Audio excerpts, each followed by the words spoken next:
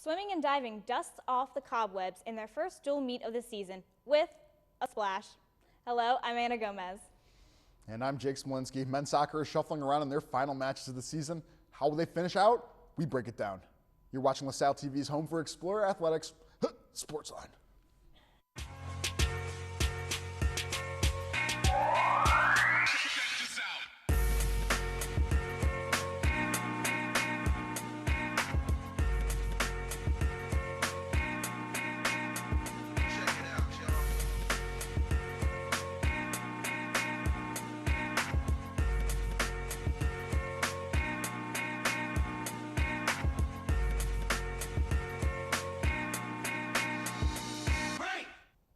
Welcome to a very casual episode of SportsLine. Men's water polo wades into their third consecutive win against the Villanova team, who must at this point really be sick of treading water next to a bunch of freshmen.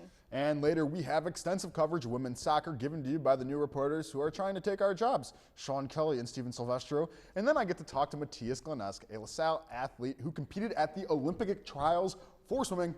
It's a good one. But first, let's take a look at what went down this past week for our athletes. Cross country took on the historic Princeton Invitational on October 15th. Blue and gold junior Caitlin Poez took on the 6K course and was the first explorer to break the tape. Poez led with a time of just over 22 minutes, landing her a 21st spot out of 215 runners. Fran Ferruzzi for the men was the top runner for LaSalle as he took third place on the 8K course at the Princeton Invite against a field of 225 other runners and crossed the finish line in just under 25 minutes. And the LaSalle women's golf team finally got back swinging after a month off from competition at the Delaware Invitational in Rehoboth Beach on Saturday, October 22nd. And freshman Rebecca Smith led the way for the Explorers by posting a team best 89 on the final day of the competition. As a team, the LaSalle Explorers finished the event with a total 3-day score of 1286. Let it be known that Jake once again did not correctly predict a men's water polo game. The men took on the water polo beast Gannon in the first of 3 Mid-Atlantic Water Polo Conference games. Contrary to the optimism we had for the squad, LaSalle was not up to par with Gannon, dropping 18-8. And in the last of the Mall PC play, the Explorers tacked on 24 goals against Penn State Behrend. Joel Gibson led the team with 5 goals himself, followed by an onslaught from pitcher, DeFusco, Camacho, Brady, all with 4 goals apiece. Orozco managed 6 steals and kept Penn State at bay, closing this one out 24-11 Explorers. LaSalle defeated Villanova for, count it, the 3rd time this season in a LaSalle offensive free-for-all. The Explorers tallied on 10 goals on the net, with breakout Alex Pitcher leading with 3. Nova clutched 7 of their own, but just again could not beat out the squad, leaving the Explorers only 1 game left in their season with a record of 4-8. And then field hockey captured an exciting overtime win over St. Louis on October 14th. And the Billikens opened up scoring in the 8th minute, but LaSalle managed to answer late in the half with a goal from sophomore Mackenzie Karcher. And LaSalle jumped out to a lead in the second thanks to sophomore Logan O. But the game was tied up with just 2 minutes remaining in regulation time. And with the momentum in St. Louis's favor, LaSalle's senior Abby Lawrence took charge and whacked a shot off McEnkee to the corner, sending St. Louis back with a big ol' L. Whew, what a script. It was a 3-2 win for LaSalle. And a non-conference split against Ball State, the Cardinals jumped out to an early lead with their sole goal from Lexi Kavanaugh. The Explorers then began to pour on the goals. Scoring first was Logan O, followed up by Karcher, who had 2 goals on the day. Final score was 3-1 LaSalle. And then now, if we can throw over to a package, we had field hockey versus UMass just this past week. So, yeah, if we could throw it up. All right, so basically we lost 1-4, UMass 2nd seed in the A10. And as we can kind of see here, we were just aimless in terms of trying to control the offense of UMass. And there's no mistake why they are number 2, but just like brutal. Rips it right out of her hand, obviously. It's a stoppage of play. But right here, as you see on this breakaway, this is one of the goals that really sealed the deal. Dekes it out, whips it back, and then just a dribbler past our helpless defense. And you know what? That's just painful to watch, but LaSalle does have some exciting things we will be getting into later in terms of field hockey. Thanks, Jake. The women's volleyball team limped its way into fall break as well on an 8-game losing streak, but had 3 opportunities to finally slip back into that win column. In the team's first contest, the Explorers welcomed the Rhode Island Rams to Tom Gola and repeated the result of their last meeting. The Rams clutched the match in straight sets. 2 days later, the Explorers opened the arena doors for Fordham, and instead of repeating another past performance, LaSalle did one better, finally breaking the losing skid with a decisive 3-2 victory. The Blue and Gold carried that momentum into the final game of fall break, handily taking down Delaware State 3-0 in a break from A-10 action. First of all, that was an amazing picture that was up there. But then, with the start of the second half of classes at LaSalle, came the start of another period of woes. On October 21st, the squad started a 4-game road trip to Dayton with a loss to the formidable Flyers 3-0. And then on Sunday, the Explorers took a drive south to St. Louis, dropping in straight sets. And with 5 games left in the season, the women's volleyball team sits at 10-15, 9th in the A-10 conference. To start things out for the men's swimming and diving team, they competed in their first event of the season over the weekend in a dual meet against Villanova and Drexel. Glen Esk and Mladenovic excelled, scoring 9 points each for the Explorers. Mladenovic won his 100-yard backstroke in 58.06 seconds. In diving, Dalen Rasitz set the pace for himself this season by placing first and second in both the 1 and 3-meter dive. And for the women, Colin Kessinger placed high for LaSalle with a third-place finish in the 200-yard breaststroke. Emily Walbert was up next, coming in 4th place with 200-yard butterfly, just edging out her teammate Eva Osterhaus. And as they continue A-10 play, the women's soccer team hit the road to take on conference rivals Dayton and VCU. And the Flyers took an early lead over the Explorers, but LaSalle tied it up in the 86th minute when junior Kristen Hogstad scored her first goal of the season to force the game into overtime. Great to hear for Kristen. And neither Dayton nor LaSalle could find the back of the net in OT, resulting in a 1-1 tie. And in a defensive game against VCU on the 16th, the Explorers put out their best effort but could not overcome the VCU Rams, losing 1-0 in double overtime. And then on Sunday, October 23rd, women's soccer faced yet another adversarial A-10 team, St. Louis, and SportsLine reporter Sean Kelly has the coverage. Sean? On Sunday, October 23rd, the LaSalle women's soccer team faced second-place St. Louis in the Atlantic 10 matchup. Before the game, LaSalle honored their seniors with a ceremony with the playing of both the United States and the Norwegian national anthem for Norway's own Kristen Hogstad. The game showed these teams were very evenly matched, with most of the game being played in the middle third of the field. The Explorers' defense played a fantastic game, limiting St. Louis to only 5 shots in regulation, none of which were on goal. The Explorers' offense were able to set up opportunities, setting up 7 corners, but they could never capitalize on any of them. The Explorers went into their 7th overtime this year, 6th time in A-10 play. The defense stayed just as strong as they did in regulation by only allowing 1 shot total in the 2 overtime periods. In the end, neither team could score, and the game ended in a 0-0 draw for the 4th time in 8 of their A-10 games. The Explorers are 2 points back with 2 games remaining to gain a spot in the A-10 tournament. For SportsLine, I am Sean Kelly. Thank you, Sean. And now on to men's soccer. On October 15th, the Explorers looked to make a comeback after a rough 0-2 loss to VCU as they took on level-headed Fordham squad at home. However, after a brutal rebound goal in the 6th minute, LaSalle never truly recovered. Despite 7 shots on goal by Johnny Ciarlanti and 2 by Matt Robinson and Tony Danielle, the offense failed to capitalize on their opportunities. Off the crossbar, just wide, it just never panned out. And on our defensive side, that initial goal didn't faze Mike Kirk, who made 7 saves on the day. This would transition into a beautiful win against our hated rivals Dayton on October 19th. Now Cameron Keys took over in net and did not disappoint with his 4th career shutout and 3 total saves against the leading A-10 shooters. LaSalle's defensive midfield kept it on lock, allowing what sounds like a Roman gladiator to score. His first goal of the season, junior Sixtus Ekenlos Otu placed a perfect shot off a deflection from Ciarlanti in the 19th minute to seal the deal. And Coach Irvine told Go Explorers that we're in a spot right now where we'll do whatever it takes to win. And this held true as the men headed down to Fairfax, Virginia to take on the sleeper team of George Mason on October 22nd.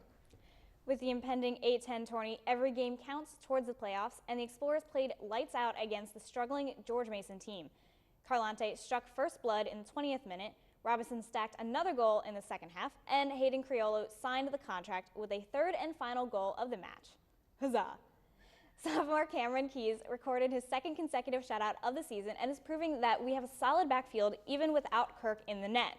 These 2 consecutive wins for LaSalle are huge as we prepare to take on St. Joe's and UMass as the final 2 games of the season. Now, let's break it down. We're currently sixth in the league with our 3-3 conference record, and we need these wins for a solid spot in the tourney. It's turning into a nail-biter. But this takes us into our first break, and when we return, we've got a stunning, wonderful, insightful, eye-opening interview with swimming hotshot Matthias Glenesk. Stay tuned.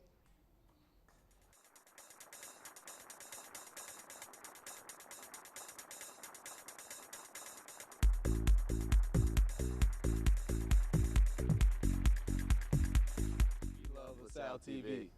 I love that new show, Flip. I gotta keep up, so news you can use has to be my favorite. I love LaSalle sports, so SportsLine is my favorite TV show. We love LaSalle TV. I love that new show with the psychology department, Relationships 101. I love Backstage Pass. It's my favorite show. We love LaSalle TV. Sports Talk Philadelphia. Q&A, I love that show. It's gotta be LaSalle TV News. I love LaSalle TV. Hi, I'm John. I'm Eddie, and we are hosts of LaSalle TV's favorite game show, Q&A. Hey John, I got a question for you. All right. At what time can viewers catch new episodes of Q&A on LaSalle TV?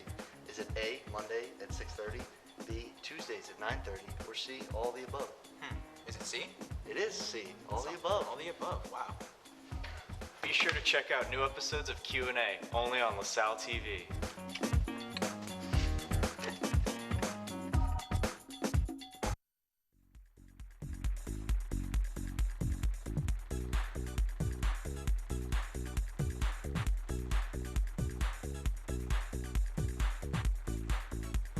Welcome back. It looks like it's time for a classic SportsLine segment, except with a twist. We get the chance to talk to senior long-distance swimmer Matthias Glenesk, not only about the upcoming season, but his experience competing at the Olympic trials this summer. And a hand-picked few even ever dream of making it to that stage, but Matthias spills it all for this episode of On the Sidelines. Take it away, Jake.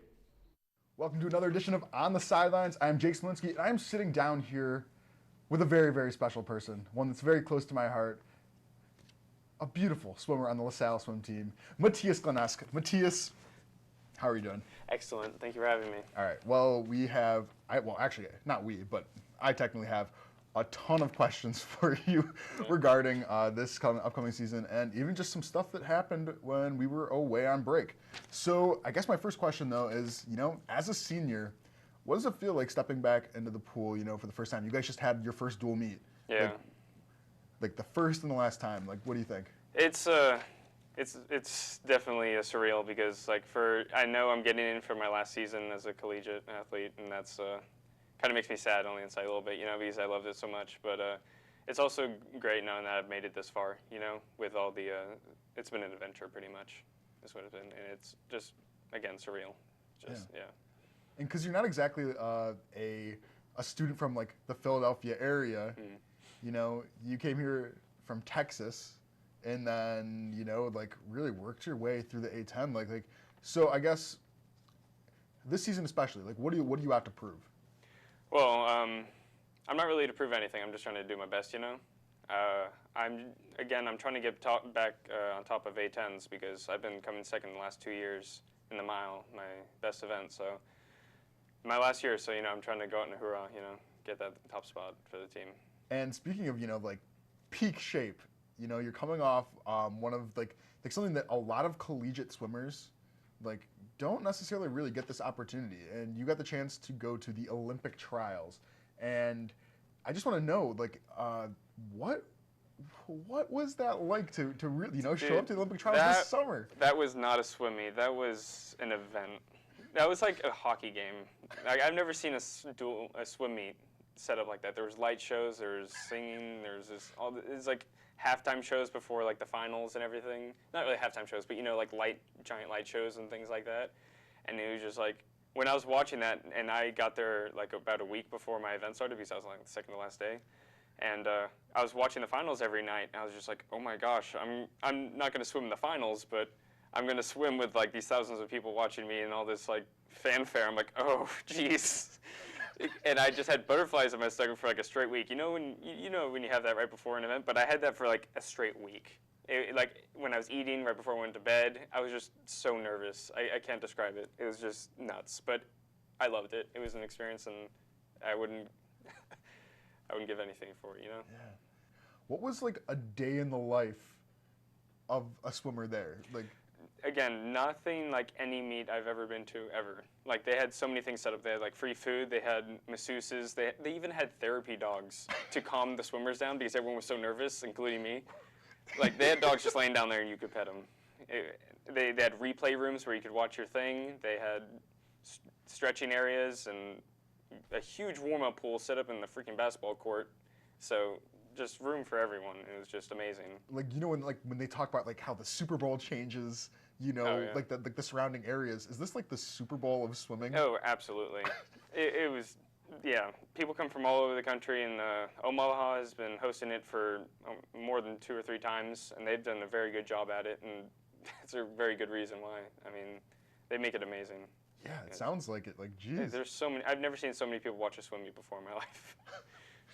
Yeah, and I guess like also from the perspective of, you know, this is like a really interesting time in swimming because you still have this, like, you know, like the Michael Phelps, like the Ryan Lochte's, like all these like household names, like Kellogg box names, Yeah.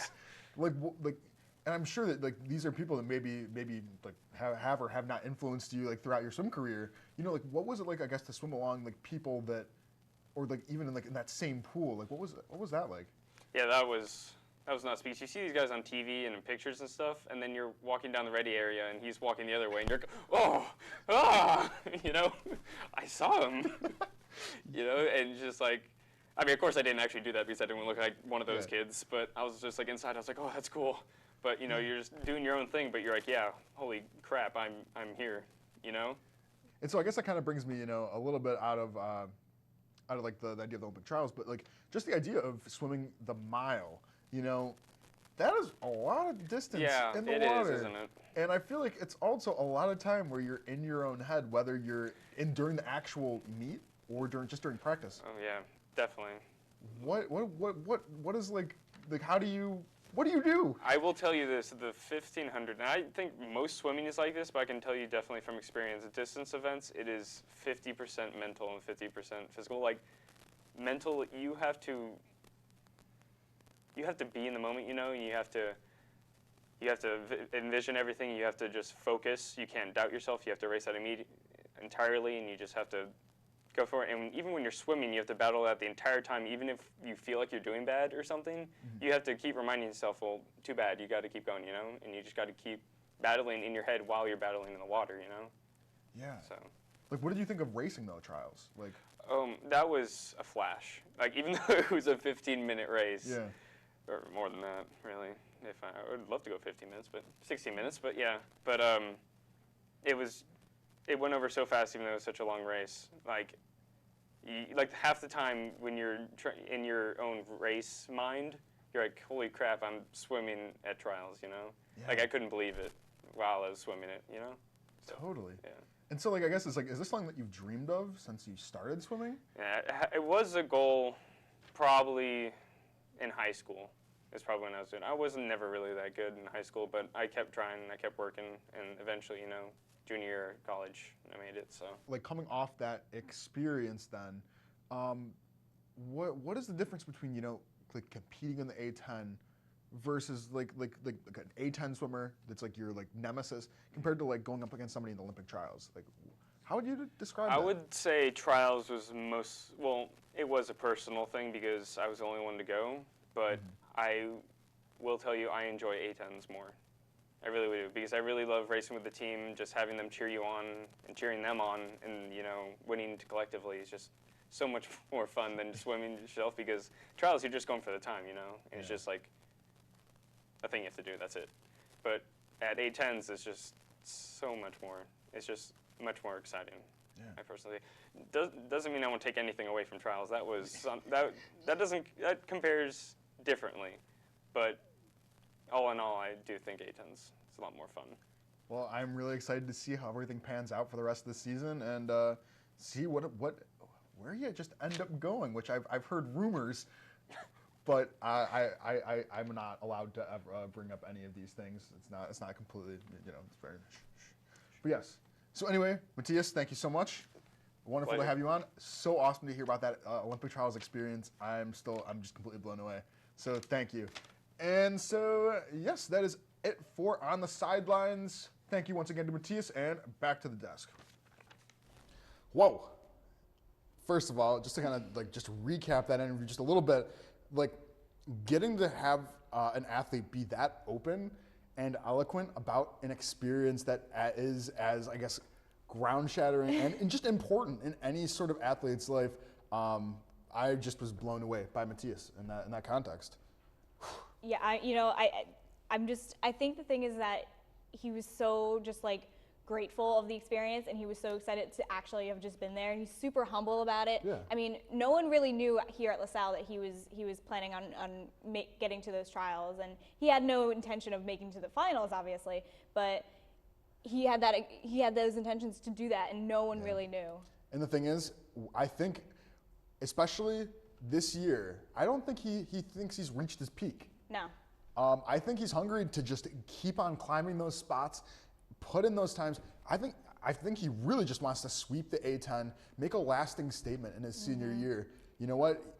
He demolished when he was an underclassman, and now as an upperclassman, I feel like it just gets tougher and tougher, especially when you're just mentally being forced to repeat the same things, especially in a race like the mile.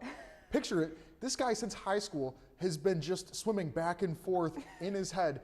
But I think finally, after something that is just so important in any swimmer's life is going to the Olympic trials and swimming in the same pool with your idols, I think he might be in the right mental space.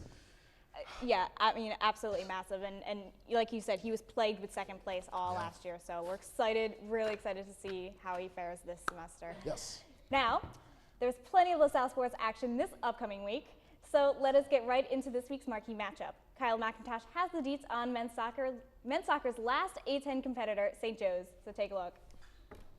Hello, I'm Kyle McIntosh with this week's marquee matchup. The men's soccer team is one of their most important games of the season this Saturday, October 29th at 7 p.m. versus the St. Joseph's Hawks.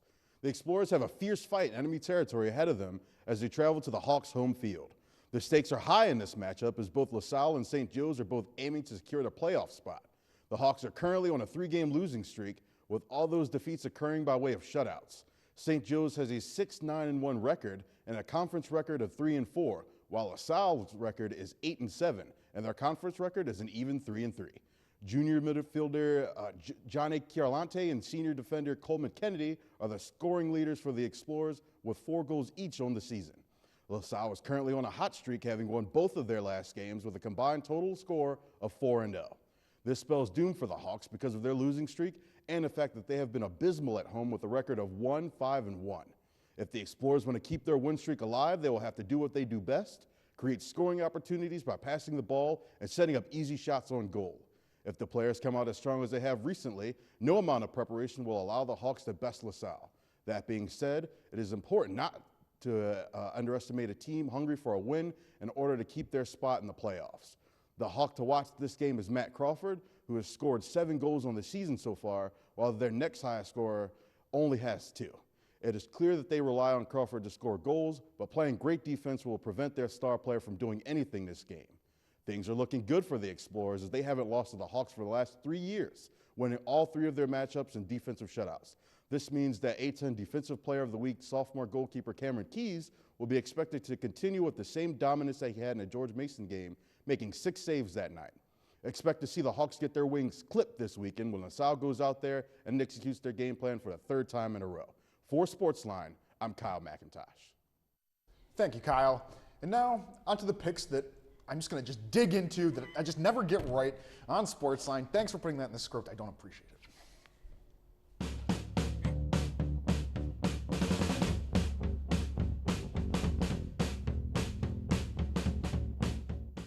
All right, okay, pick number 1. I'm calling a win for men's soccer versus St. Joe's on October 29th, and that is the exact game that Kyle was just talking about. And you know what he was saying? Right now, we are in the 6th seed tight right now in the A10 conference with St. Joe's and UMass breathing down our necks.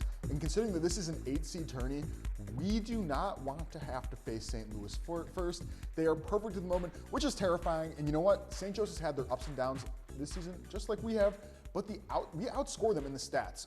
We have beaten every team by, like in our, when you look at like the reflection and everything, we're currently, stats are on our side, but you never know what rival like St. Joe's are going to bring to the table. And that brings me to pick number 2, and that is a win for field hockey versus St. Francis on Friday, October 28th. This is also a huge game.